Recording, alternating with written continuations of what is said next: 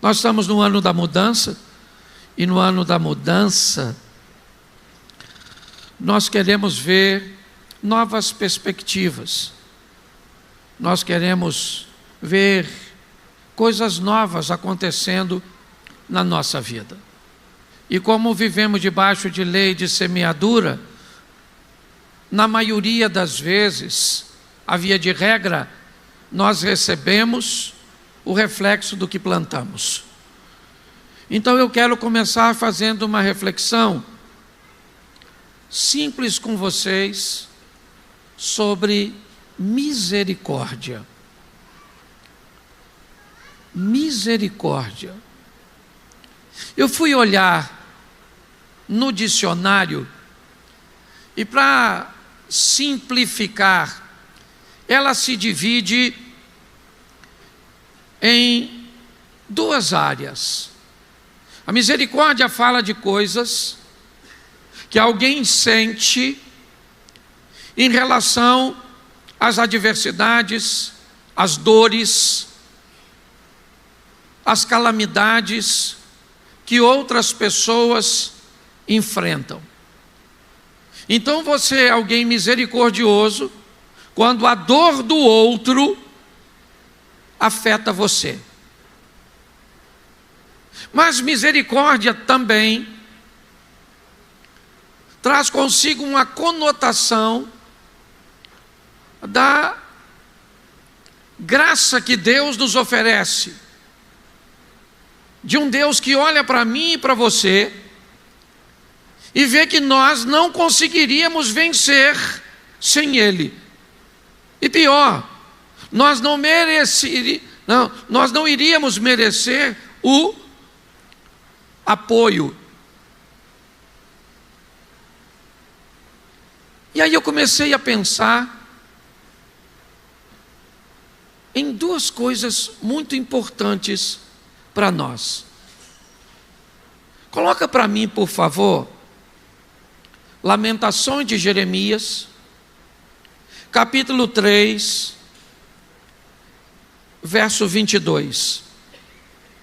As misericórdias do Senhor são a causa de não sermos consumidos, porque as suas misericórdias não têm fim.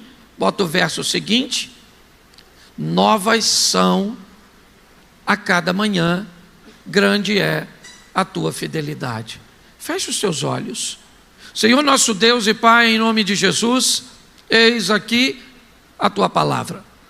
Continua falando conosco e usa-me como um canal de bênção nesta hora, em nome de Jesus.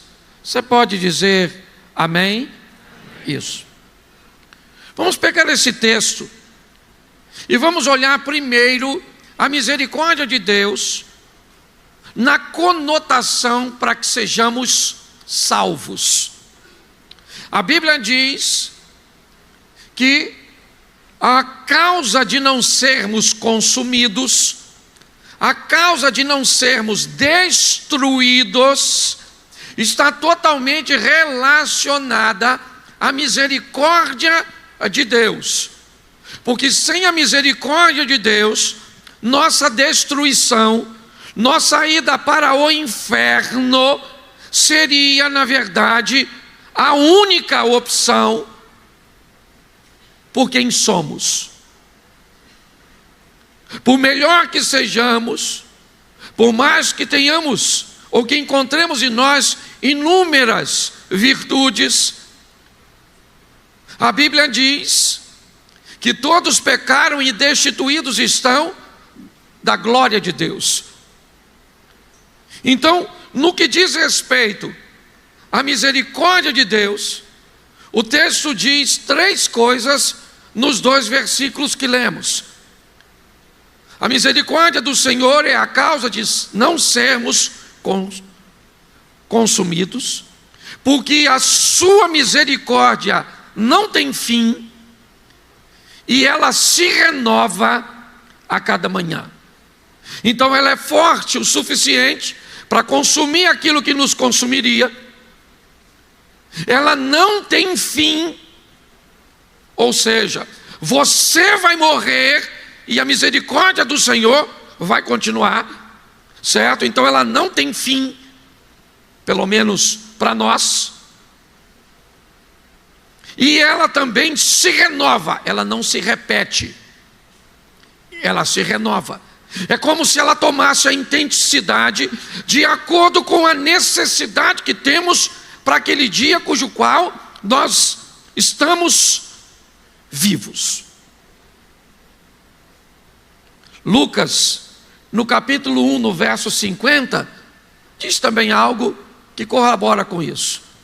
A sua misericórdia é de geração em geração. Obviamente, ela foi sobre os nossos avós, ela foi sobre os nossos pais, ela está sendo sobre nós, ela será sobre os nossos filhos, ela será sobre os nossos netos, até tudo isso findar. Por quê? Porque se a misericórdia de Deus se ausentar, nós somos consumidos. A causa de não sermos consumidos, destruídos, é a misericórdia de Deus. E um Deus tão misericordioso deveria nos ensinar uma coisa. Mateus 9,13. Ide, porém, e aprendei o que significa: misericórdia eu quero, e não sacrifício, porque eu não vim para chamar os justos, mas os pecadores ao arrependimento. Escute só. Olhe bem o que diz esse texto. Jesus está dizendo a esse texto para um grupo de pessoas que estavam indignadas porque Jesus estava comendo na casa do Levi, o discípulo que depois receberia o nome de Mateus. Jesus está dizendo: olha, eu acho melhor vocês voltarem para casa e aprendei o que quer dizer misericórdia, é o que eu quero. O que Jesus está dizendo é o seguinte: vão para casa e descubra que se eu pensasse o que você pensa sobre os outros a respeito de você, você seria consumido. Se vocês acham que eu não deveria estar na casa do Levi, eu quero dizer uma coisa a vocês: Deus não deveria estar na sua casa, na sua vida, para te salvar. Jesus está dizendo: vocês gostam muito de receber a misericórdia de Deus para ser salvo, mas quando chega na hora de replicar isso e desejar que o outro, que não é muito o seu afeto, que não é muito do seu agrado, certo? Também vai ser salvo, isso lhe incomoda. Então nós vimos aqui que no quesito misericórdia, ela se renova a cada manhã, ela não se repete, ela não tem fim, ela é a causa de não sermos consumidos, e ela também é algo que precisa ser aprendido com Deus. Você recebe? Então replica. Só que essa misericórdia, meus irmãos, que nós precisamos todos os dias, que se renova toda manhã, que não tem fim e que precisa ser replicada, é só um modelo de misericórdia. É a misericórdia que diz respeito à nossa salvação. Ela é a única? Não. Tem uma outra misericórdia, que essa misericórdia nós não deveríamos precisar dela com a mesma intensidade que a primeira que eu citei. A próxima misericórdia, ela não é a causa de nós, não sermos consumidos pelo pecado cujo qual está sobre nós.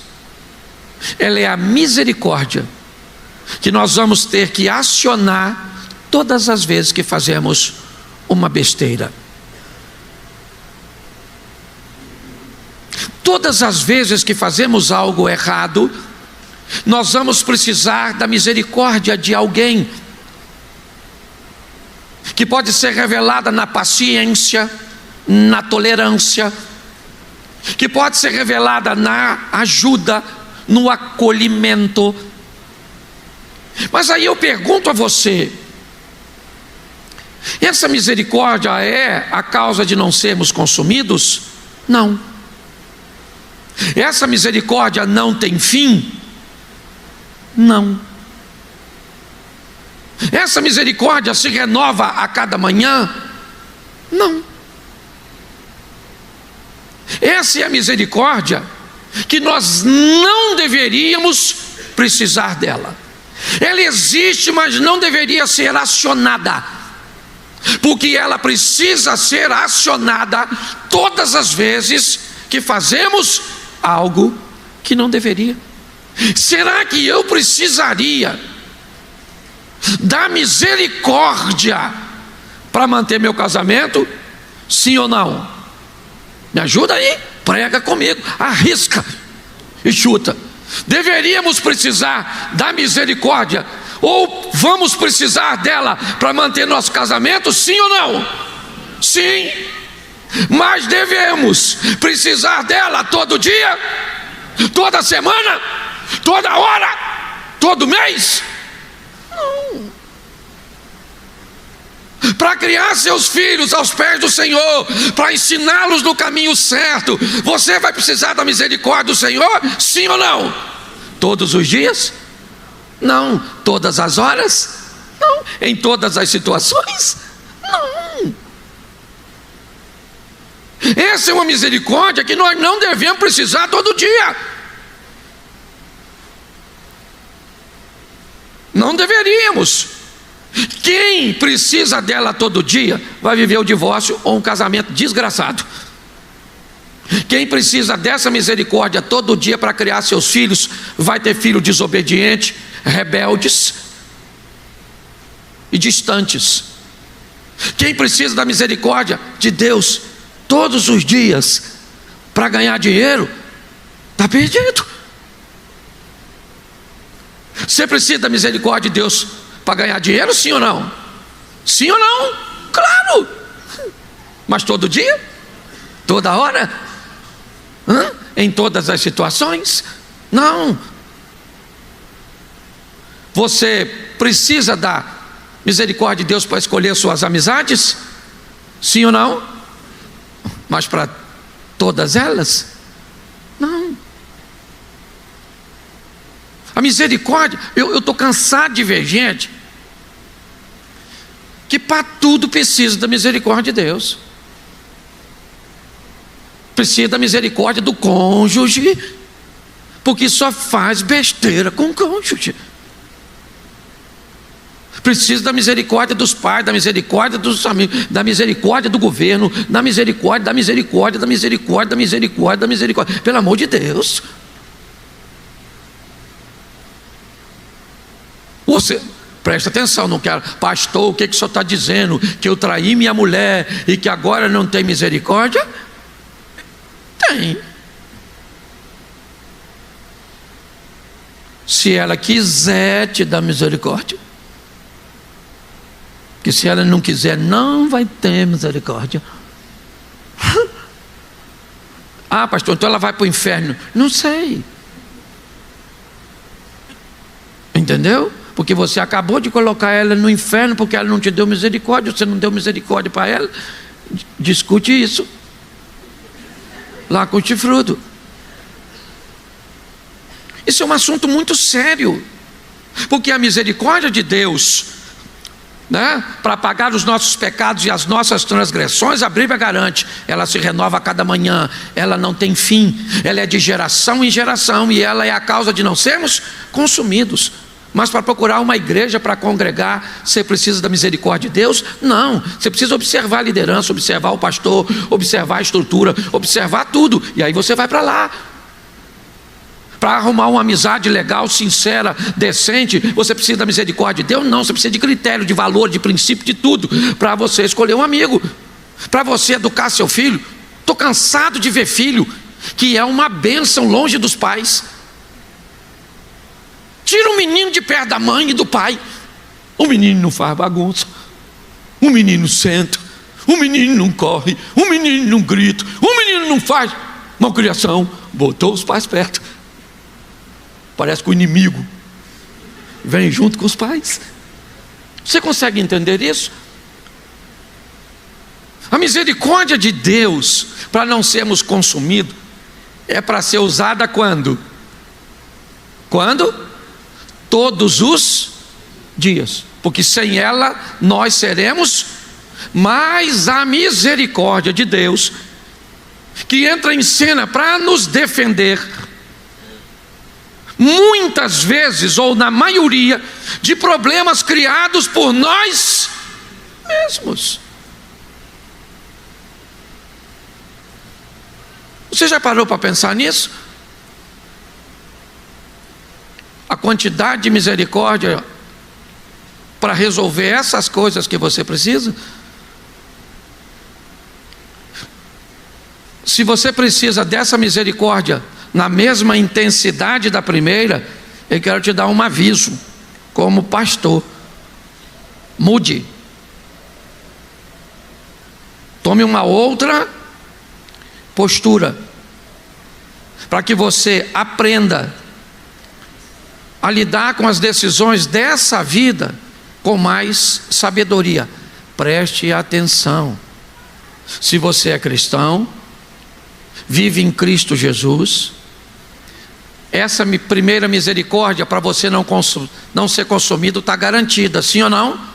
Se você morrer, você vai para a glória com Cristo Jesus, amém? Agora, essa misericórdia não te garante uma vida satisfatória, prazerosa nessa terra. Quanto menos você usar a misericórdia para viver aqui, melhor será sua vida em todas as instâncias, quer com negócios, quer com seus filhos, quer com seu cônjuge, quer com suas amizades, quer com seus relacionamentos interpessoais. Às vezes eu brinco aqui, as pessoas pensam que é sempre brincadeira, mas não é. Tem gente que não precisa de Satanás. A pessoa faz tanta besteira, tanta besteira. A gente mora aqui, a gente conhece muita gente. As pessoas que moram aqui, porque Xerém é um lugar que não é dos maiores. Então, a gente sabe a fama das pessoas. E esses dias, eu fui tomar café lá na padaria, irmão. E aí chegou um cara que já tentou consertar a vida dele diversas vezes. É um cara que tenta, mas já bagunçou umas 3 ou 4 vezes. Aí ele chegou e me cumprimentou: e aí, pastor, como é que está você? Falei: rapaz, estou sentindo falta de você na igreja. Pastor, estou trabalhando muito. Falei: não, está certo. Chegou um moço bem atrapalhado da vida, mais atrapalhado do que esse primeiro. Esse primeiro eu conheci na igreja aqui. Ele não mora aqui, mora fora daqui, então eu conheço ele pouco. E o pouco que eu conheço já vi que é atrapalhado. O segundo que chegou mora aqui, é atrapalhado já de geração. Tem currículo de atrapalhamento. E aí esse que é atrapalhado, que estava na igreja, olhou para mim e disse assim: conhece fulano? Eu falei: claro. Aí ele me disse assim: pois é meu mentor. Eu não aguentei. Eu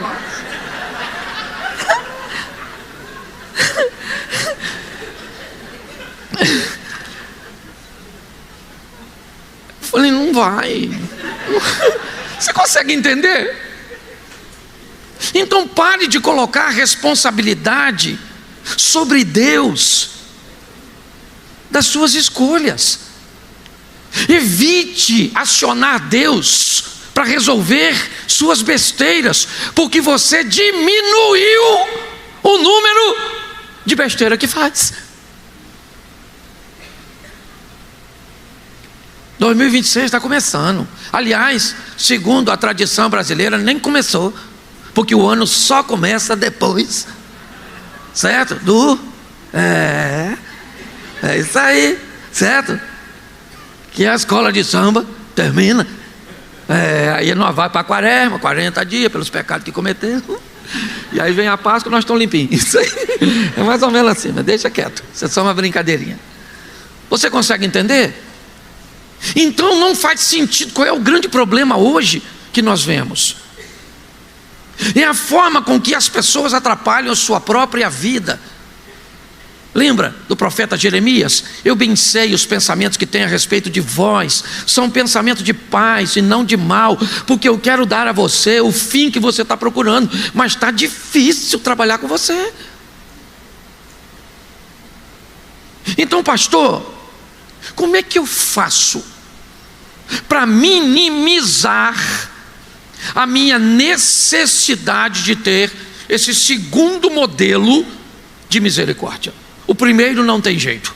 O primeiro, por mais certinho que você seja, certo? Por mais ajustado que você seja, por melhor marido que você seja, por melhor filho, por melhor pai, você é um cidadão de bem, paga todos os seus impostos, você não trai a sua esposa, você é o funcionário exemplar da companhia, você é o melhor crente da igreja. Pois é, nada disso te dá direito a vencer, a consumir aquilo que te consome ou que pode te consumir no quesito pecado. A única coisa que pode fazer isso é a misericórdia do Senhor. A misericórdia do Senhor é a causa de não sermos consumidos. Você vive uma vida certinha com Cristo? Legal. Você vive uma vida bagunçada com Cristo? Tá certo. Qual é a diferença entre você e você? É que a sua vida legal, que você vive com Cristo, coloca você num estilo de vida ajustado e agradável. O outro pode até ter coisas que você não tem, mas pela vida desajustada que vive, sempre lhe parece que está faltando alguma coisa. Mas se os dois estão na igreja e são capazes de morrer numa velocidade, certo, que seja suficiente para se acionar a misericórdia, os dois são salvos. O problema de quem não traz uma vida lutando o tempo inteiro para ser ajustada é morrer de morte súbita. Esse indivíduo pode não ter tempo de acionar essa misericórdia, e por não ter buscado viver uma vida íntegra, eu não posso dar a ele uma sentença, mas eu posso dizer que corre o risco desse indivíduo acabar ter se perdido. Então, como é que eu posso? Pastor, como é que eu posso evitar de usar essa tal de misericórdia aí para corrigir as minhas coisas? Eu vou rapidamente conversar com vocês sobre Provérbios, capítulo 2, do verso 1 ao verso 5. Vou ler ele todo e depois eu volto. Filho meu, se aceitares as minhas palavras e esconder contigo os meus mandamentos, para fazeres atento à sabedoria ao teu ouvido e para inclinares o teu coração ao entendimento, e se clamares por entendimento e por inteligência, alçares a sua voz, como a prata a buscares e como a tesouros escondidos a procurares, então entenderás o temor do Senhor e achará o conhecimento de Deus. Volta no verso 1. Filho meu, vamos começar daqui. Filho meu. Vamos lá. Se eu perguntasse a você quem é seu pai, provavelmente você diria o nome próprio dele. Se eu perguntasse a você, ele está vivo ou morto? Seu pai é vivo, Geraldo? Não. Seu pai é vivo, Osias? Sim. Geraldo tem um pai morto, Osias tem um pai vivo. É obviamente que nós estamos falando de uma paternidade terrena. Mas o texto não está falando de um pai biológico. O texto está dando ao ouvinte a informação de que ele é filho. Então, no que diz a Deus, seu pai está vivo e seu pai está vivo. Os dois têm pai vivo, porque Deus está vivo e no trono de sua glória. Então é muito importante que você entenda que a informação primeiro quer dizer quem é meu pai. Isso parece simples, mas não é não. Talvez eu não tenha muito tempo para explicar isso hoje. Mas se eu perguntasse a você, ou se você me perguntasse, vamos lá fazer o contrário. Vamos dizer que você falasse assim comigo: e aí, pastor, tudo bem? Tudo bem. Quem é seu pai? E eu falasse para você assim: meu pai é Deus. O que iria parecer a você essa frase? Tenta imaginar agora. Iniciamos uma conversa, aliás, nos conhecemos pouco, e você vira para alguém e diz assim: pô, quem é seu pai? E aí a pessoa diz para você: e cara, meu pai é Deus, o Todo-Poderoso. Meu pai é Deus. O que você pensaria a respeito dessa pessoa? Pare e pense. Tente aí. O que será que esse cara está querendo dizer? Meu pai é Deus. Deus é pai de todo? Sim ou não? Não. Não. Deus não é pai de todo mundo. Porque está assim de gente que não se sente filho. Está assim de gente que não se comporta como filho. Uma das coisas que faz com que um filho seja reconhecido é a similaridade que ele tem com o pai. Então Deus está dizendo: filho meu, nunca esqueça quem é seu pai. Você está com dinheiro? Seu pai é Deus. Você está sem dinheiro? Teu pai é Deus. Você está doente? Teu pai é Deus. Você está são? Teu pai é Deus. Você está cheio de gente do seu lado? Teu pai é Deus. Você não tem ninguém, acaba o culto, você vai embora sozinho, ele ainda é seu pai. Quando você reconhece quem é seu pai, seja franco, parece que você ficou meio soberbo. Ah, está falando que seu pai é Deus, por quê? Não, estou falando porque eu me sinto filho dele. E eu me sinto filho dele em qualquer situação. Você acha que isso é simples, né? Vamos lá. João está no Jordão, Jesus vem ao batismo. Quando Jesus é batizado, uma voz fala com quem? Duas pessoas precisam ouvir isso claramente. O indivíduo que está preparando o caminho, esse alguém quem era? João Batista. E o outro que precisava ouvir isso? Quem? Jesus. Jesus não está num corpo humano? Sim ou não? Então ele vai enfrentar dificuldades humanas? Sim ou não? Então Deus, para o Jesus homem, diz o quê? Você é meu filho amado, em quem eu tenho? Precisava falar isso para Jesus? Provavelmente não. Mas precisava deixar isso como um exemplo para mim e para você, para quando você estiver passando uma dificuldade, quando você se sentir sozinha, quando a situação ficar feia, quando tudo parece dar errado, quando ninguém está do teu lado, quando a enfermidade chegou, certo? Quando a calamidade bateu à sua porta, você tem Deus como Pai. Você quer ver como é que isso é complicado? Jesus termina o batismo e vai para onde? Para o deserto, para ser. A tentação se inicia com a frase: se tu és. Bom, vamos voltar à frase anterior. este é meu filho amado em quem eu tenho ponto.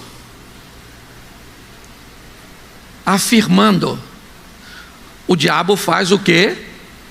Troca a afirmação por uma interrogação, a certeza pela dúvida.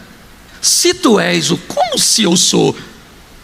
Porque se o diabo convencer você, como tentou convencer Jesus, de que você não é filho, de que Deus não é seu pai, você vai estar em sérios problemas.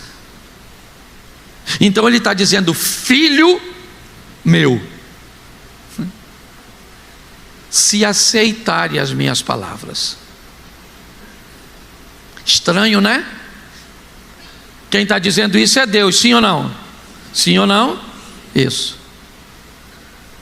Nós estamos trazendo essa conotação. Se aceitar as minhas palavras. Se aceitar. Ou seja, você tem a possibilidade de recusar. Se você aceitar as minhas palavras, tá certo? Nem tudo aquilo que os nossos pais, nem tudo aquilo que as pessoas com muito mais experiência nos diz, que se nós evitarmos, vamos evitar uma série de problemas, vamos evitar uma série de transtornos. Nós nem sempre estamos dispostos a aceitar. Deus poderia nos obrigar, mas não é assim que funciona. Ele diz: meu filho, se você aceitar as minhas palavras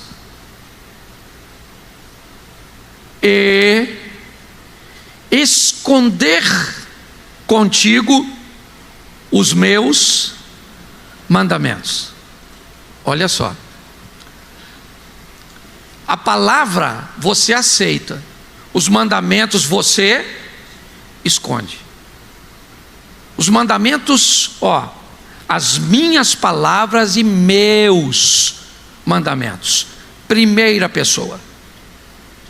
Deus está dizendo: se você, certo, aceitar as minhas palavras e esconder os meus mandamentos. Você só usa essa expressão esconder normalmente sobre duas situações. Você só esconde normalmente duas coisas. Para você esconder algo, uma, ele é muito valioso; duas, ele é muito vergonhoso. Para você esconder alguma coisa, ou é muito dinheiro, ou é algo de muito valor, ou é algo de muita responsabilidade, que tem valor para você, é uma foto, é um objeto, é alguma coisa que ela é valiosíssima. Então ela não fica no alcance das crianças, ela não fica para qualquer pessoa ver, ela não fica em qualquer lugar, é numa gaveta, é por trás de alguma coisa, é dentro de uma bolsa, dentro de uma sacola, é dentro de um cofre, é num banco, é assim. Ou então ela é escondida por uma senha do celular, por uma caixa, certo? Onde as pessoas não podem acessar.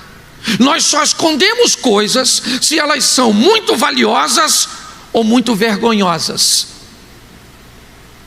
Deus está dizendo: esconde os meus mandamentos. Porque se você esconder meus mandamentos, eles viram seus, eles têm para você valor. E se meus mandamentos tiver para você, e aí é mandamento mesmo, pega lá os 10 e manda bala neles, entendeu?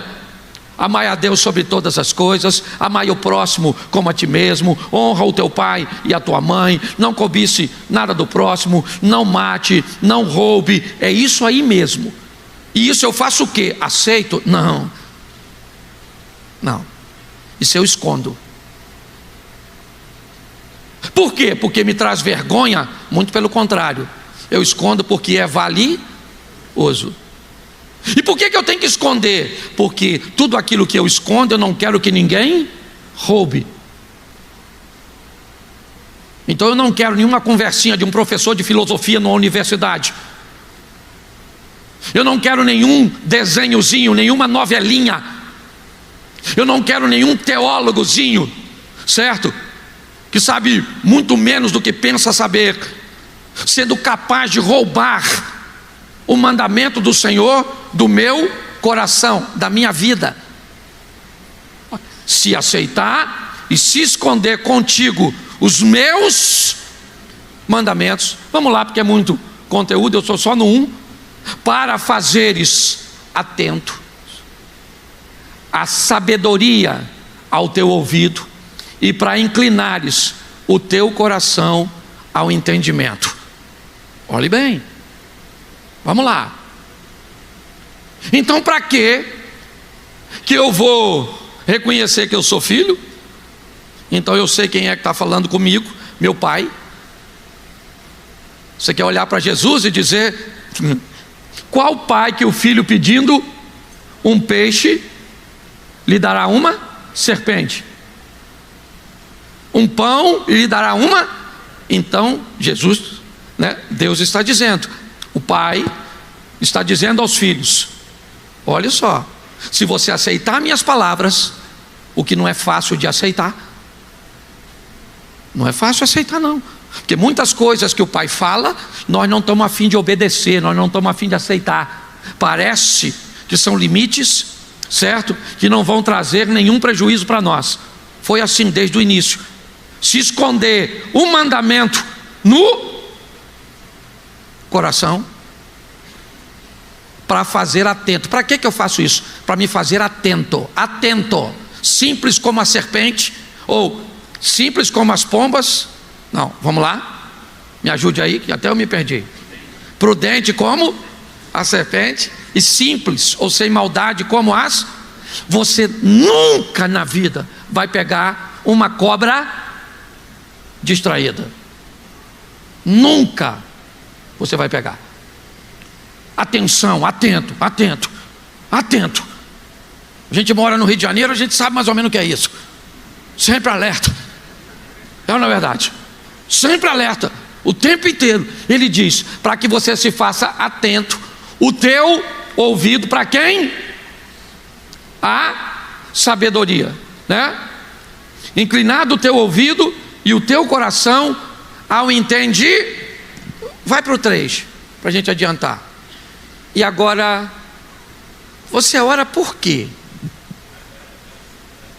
Olha só, qual é a pauta da sua oração? Olha o que ele está dizendo, que o indivíduo que vai precisar pouco da misericórdia de Deus para a vida nessa terra, certo? Olha o que ele tem que fazer. Ele tem que aceitar, esconder os mandamentos, estar atento à sabedoria e o entendimento, e suas orações não é para carro, não é para casa, não, é para entendimento. Em algumas traduções, conhecimento e inteligência. Vamos lá.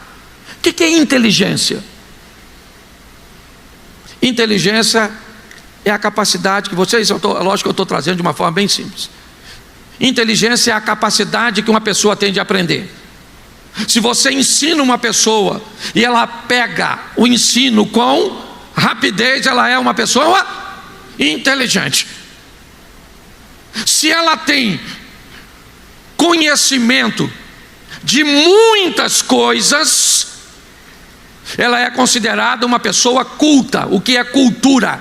Cultura é a quantidade de informação que uma pessoa tem. Note que a Bíblia está dizendo, olhe só, eu vou precisar de reconhecer que sou filho, de aceitar as palavras, de esconder os mandamentos e de estar atento à sabedoria. E sabe o que é interessante? Tem um ditado que diz que a sabedoria está onde? Nas praças. Sabe onde está a sabedoria? Nos 54 anos de casado. Quem vive perto deles, provavelmente, deveria se sentir muito habilitado a se casar para ter um casamento longo. Bom, mas a minha área não é essa, não é casamento, eu sou solteiro, eu estou em busca de formação. Então tá bom. A sabedoria está exposta. Porque enquanto inteligência é a capacidade de aprender, cultura é a quantidade de informação que eu tenho, sabedoria é como eu utilizo toda essa cultura que adquiri com inteligência para tornar a minha vida mais agradável. Por isso que o sábio tem uma boa vida e o tolo tem uma vida ruim. Por isso que o sábio sabe que não leva nada daqui e o tolo pensa que quanto mais tiver aqui, mais importante que os outros ele é. E sabe onde está isso? Na oração. Se você clamar para ter entendimento, por inteligência, você clamar a sua voz. Eu não quero clamar a voz por inteligência, eu não quero clamar a voz por conhecimento, eu não quero parar para ouvir os mais velhos, eu não quero parar para olhar e ver, certo, o que os outros, não, eu não quero ler um livro de um cara experiente. O cara levou 50 anos para escrever um livro, e você pode pegar a experiência que o cara levou 50 anos e pegar tudo em uma semana, e as pessoas não leem nada. Pare e pense. E o clamor, não estou dizendo que nós não temos que acionar o Senhor, não, para a misericórdia dele vir corrigir, porque de vez em quando a gente faz besteira. Mas tem gente que vive de misericórdia e de misericórdia. Ela pega essa primeira misericórdia que se renova a cada manhã, que deveria ser usada para a salvação, e coloca para as burrices, para as besteiras, para as escolhas erradas que fazem. Então todos os dias, o que a vida dela precisa? De uma borracha no final do dia, para apagar tudo que ela fez de errado durante o dia. Sabe o que vai ter escrito a respeito dela? Nada, porque o que escreveu de manhã, Deus tem que apagar de tarde. E é assim que funciona. Então ele está dizendo: se você clamardes por entendimento e por inteligência, alçar a sua voz, verso 4, aí, como a prata a buscares, e como tesouros escondidos a procurardes. Como é que você procura um tesouro escondido? Ô gente, ó, tinha um tesouro lá na subida da serra. Vão! É assim que você procura? Como é que você faz? Aí, gente, valeu, tô indo. Vai não, tá cedo, não, tem que ir. Vai fazer o quê? Não, vou dar um pulinho ali que eu vou. Mas eu volto. Sim ou não? Se o que está escondido é um tesouro, você vai sair falando que lá tem tesouro? Não. Mas pastor, isso não é egoísmo? Fica tranquilo, porque lá tem tesouro para todo mundo. Você só tem que achar o lugar que ele está. Entendeu? Você não pode pegar meu tesouro, eu não posso pegar o seu. Você é que pode não ir buscar e ter uma vida medíocre, uma vida dolorosa, certo? Ele está dizendo: como a prata a buscares, certo? E como tesouros escondidos a procurardes. O último versículo. Então você vai entender o quê? O que você vai entender? O temor do... E acharás... Deixa eu falar uma coisa para você. O cara que encontra aquilo ali, ele vai bem em todas as áreas da sua vida.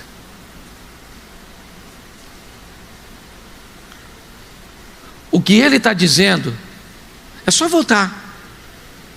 Volta o texto para mim, por favor, que eu estou terminando. Ainda tem 20 minutos. Volta no verso 1 para me fazer um. Diga assim: eu sou filho Nem sempre gosto das palavras de Deus. Fala. Verdade, ou não é?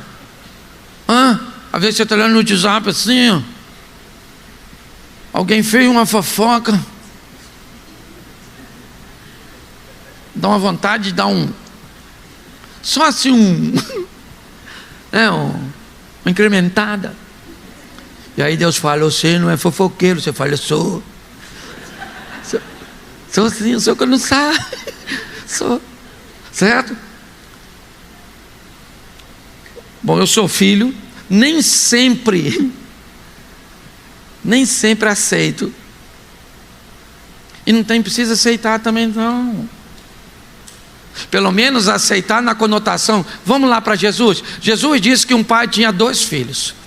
Aí chamou o primeiro filho e falou: meu filho, olha, lá nós estamos colhendo as coisas lá na nossa terra. Faz o seguinte, dá um pulinho lá e ajuda o pessoal que está colhendo, tá bom? O que o filho falou? Vou, estou dentro, já estou indo. Ele foi. O pai chamou o outro e falou: meu filho, os trabalhadores estão trabalhando lá, faz o seguinte, dá um pulinho lá e ajuda os outros. O que ele falou? Não vou. Mas ele, qual dos 2 aceitou? Então, você não é obrigado a dizer que aceita. Você só tem que aceitar. Não quero obedecer.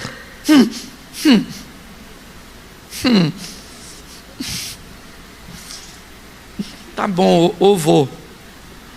Mas eu não quero. Entende? Entendeu?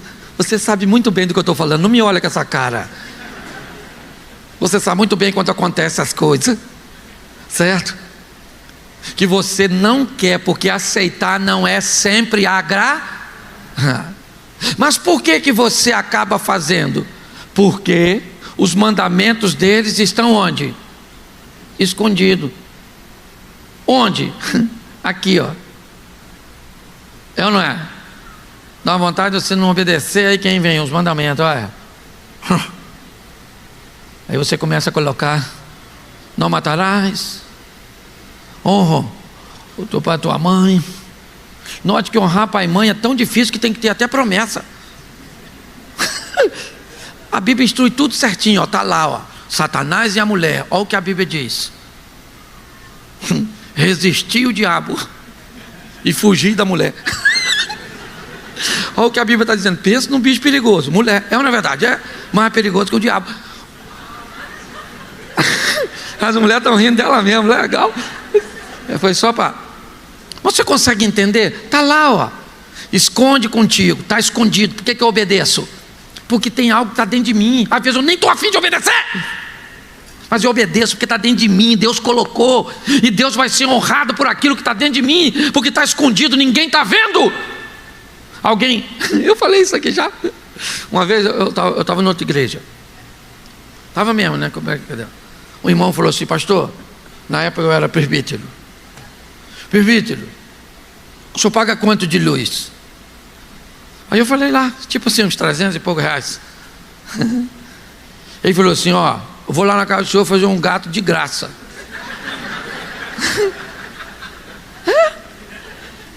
Ó, se o senhor pagar isso, o senhor vai pagar uns 90. Falei: gato, 300, 90. Isso é uma vantagem danada, esse tal de gato aí, pô. Eu falei: não, cara, não, eu tava com vergonha, que eu tava afim. É lógico que eu tava afim, cara. Economicamente era muita vantagem, sim ou não? Então eu tava afim do gato, do felino. Eu tava. Mas aí, o negócio do mandamento escondido. Falei: não, você não. Aquele não com cara de sim, sabe? Que namorada diz para namorada e depois engravida, sabe como é que funciona? Aqui não. Não. Aquela coisa. Aí, ele falou: faz, pastor. Vou falar com o senhor. Eu tenho, ó, ninguém sabe, nem o pessoal da companhia. Eu falei: ah, meu Deus. Eu vou pegar esse gato. Eu falei, cara, faz o seguinte, eu sei que é vantagem, mas deixa esse negócio de gato para lá. Menino, você não está entendendo o que aconteceu. Pastor, o presbítero fulano de tal, já fiz para ele. Virou delação premiada. Eu, na verdade, foi só falando nos gatunos. E aí é que eu não quis mesmo, que eu falei, eu vou ser o próximo, nada. Não é se você está afim ou não, é se Deus está escondido dentro de você na palavra dele. É se a palavra dele está lá dentro, sua mulher não está, seu pastor não está, seu patrão não está, seu pai não está, não tem ninguém lá. Quem tem é Deus, porque ele é seu pai. Está escondido dentro de você. Posso ouvir um amém? Amém. E voltei até a pregar tudo de novo, porque o tempo estava sobrando. E para caçar o que? Sabedoria. Sabedoria tem a ver com qualidade de... Todas as vezes que você vê um sábio, o cara vive bem. Se ele tem muito, ele vive bem. Se ele vive pouco, ele vive bem. Tem sábio vivendo com pouco, tem sábio vivendo com muito. Tem tolo vivendo com pouco e tem tolo vivendo com muito. O sábio, certo? Com pouco ele é feliz, sim ou não? E o sábio com muito, ele vive feliz, sim ou não? O tolo com pouco vive ruim, sim ou não? E o tolo com muito também vive ruim. É esse estilo de vida. Ô gente, porque tem que morar no céu. Tem que morar no céu, então morre. Se não quer mudar suas decisões. Todo mundo quer ver Deus, mas ninguém quer morrer. Eu estou afim de morrer. Você está? Eu não. Fui num culto um tempo atrás, aí botou nós de joelho. Um garoto começou do meu lado. Volta Jesus logo, volta Jesus logo, volta. Eu parei. Falei, Jesus, menino novo, olhei assim, até interrompi. Nossa. Normalmente eu descobri. As pessoas que normalmente estão mandando Jesus voltar agora, porque normalmente o negócio não está bom. Só podia voltar hoje, só podia voltar hoje, só podia voltar hoje. Ó, sai de perto. Calma, raio, leva a pessoa, você vai. Aí eu de joelho dobrado e ele falando, volta hoje, eu já comecei a ficar com medo, não podia levantar, a igreja estava cheia. Aí eu falei assim, bem com Jesus, nem sei se eu pequei. Falei, Senhor, menino novo, querendo que o Senhor volte logo. Nossa, minha vida está legalzinha. Eu não queria que o Senhor voltasse não, mas se o Senhor voltar, o Senhor vai voltar para todo mundo, né? Então aí leva eu, vida acaba. Faz o seguinte, agrada eu e ele. Deixa eu e leva só ele. Ele morre hoje, me deixa quieto aqui para me viver.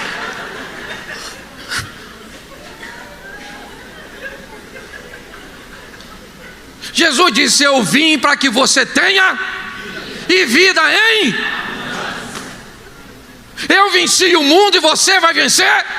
Quem falou isso? Fala assim, o meu Pai. É isso aí, gente. Tô pregando vida fácil não. Todo dia a Bíblia diz que vem o mal. Todo dia o mal vem. Posso te trair? Não. Pode não. Mas eu sou bom, eu estou vendo. Mas não quero não. Coração sábio, atento, certo? Para aprender sobre. Último versículo. Agora é para terminar minha aula. Então entenderás o temor, e o temor do Senhor é o princípio da sabedoria, está lá na Bíblia. E você vai achar o conhecimento de quê? De como ganhar dinheiro, Silvio Santos. Em como fazer 10 milhões num curso do coach. Em como ter o conhecimento de... E aí a Bíblia diz, conhecei e prossegui em conhecer quem? O Senhor, a Deus. Todos os dias, conhecei e prossegui em conhecer. Cada dia que você conhece, fica mais fácil. Quem aqui é casado há muito tempo, Você chega em casa, olhou para sua mulher, você já sabe. Tá bom, tá ruim, tá chateado, tá com dor de cabeça. Os meninos fizeram bagunça, gastou demais, vai vencer o cartão. Seu marido chegou, só olhou, você já sabe. Olha, já vem outro para cima de mim hoje, ó. Oh, meu Deus, dá livramento desse negócio. Não é? Ou então está irritado, está isso, está aquilo, está aquilo outro. Por quê? Porque à medida que a intimidade vai aumentando, você nem precisa falar mais. Você já ouviu a Bíblia dizer que antes que a palavra chegasse à boca, Deus já sabe. O que é isso? Isso é uma definição de intimidade, não simplesmente de soberania. Então vamos sair daqui, 2026 é o ano da mudança. Uma mudança para onde nós vamos entender o temor do e achar o conhecimento de, e aí nós vamos nadar de braçada, irmão. Todo dia vem leão, você mata leão, levantou urso, mata urso, levantou gigante, mata gigante. E louvado seja Deus, e vamos casando, vamos criando filhos, vamos fazer negócio, vamos trabalhando, e uma hora morre. Uma hora alguém grita lá do outro lado, 397. Não é bingo, era você, sua senha. Morreu novo, mas morreu, porque novo também morre. Morreu velho, rapaz, olha. O velho morre. Morreu rico morre, sabia disso? Morreu pobre. Morre feio, mas morre bonito também. Morre. Então vão viver o extraordinário. Você está aqui, ó, eu estou falando 1 hora e pouquinho, não resolveu o problema nenhum seu, mas como é que você riu? Você ficou feliz? Encontra a Deus, porque a hora que Deus entrar, meu irmão, a minha mulher fala: Cláudio, eu não consigo entender, você deve ser doido. Você é de boa. Esse dia ela falou que eu tenho sangue de barata. Eu falei: eu tenho sangue de Jesus, menino, sou filho dele. Barata é seus parentes. Não é verdade? É lógico que eu não falei isso, eu estou vivo.